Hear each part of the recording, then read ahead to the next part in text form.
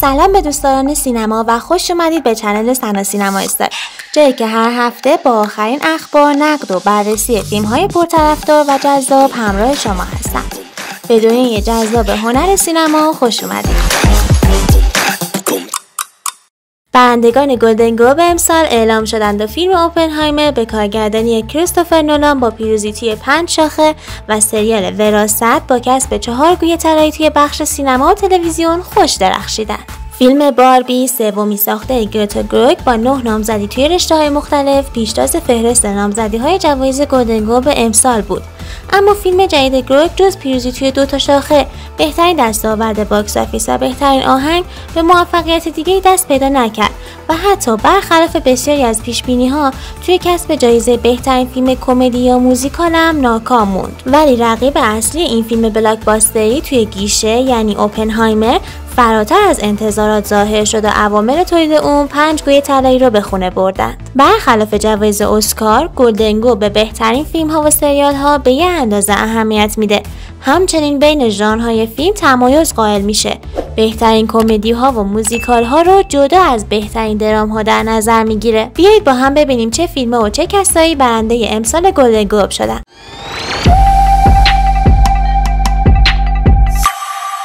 برنده بهترین فیلم درام اوپنهایمر، بهترین فیلم کمدی یا موزیکال بیچارگان، بهترین انیمیشن بلند پسر و مرغ ماهیخوار، بهترین فیلم غیر انگلیسی زبان آناتومی یک سقوط از فرانسه، بهترین کارگردان کریستوفر نولان برای اوپنهایمر، بهترین فیلمنامه جاستین تری و آرتور هراری برای آناتومی یک سقوط، بهترین بازیگر نقش اول مرد توی فیلم درام کیلین مورفی برای اوپنهایمر، بهترین بازیگر نقش مکمل مرد رابرت جان دانی برای اوپنهایمر، بهترین بازیگر نقش اول زن توی فیلم درام لیلی گولدستون برای قاتلان ماه کامل، بهترین بازیگر نقش مکمل زن دان جوی رندالف برای جاماندگان، بهترین بازیگر نقش اول مرد توی فیلم کمدی یا موزیکال پول جیاماتی برای جاماندگان، بهترین بازیگر نقش اول زن توی فیلم کمدی یا موزیکال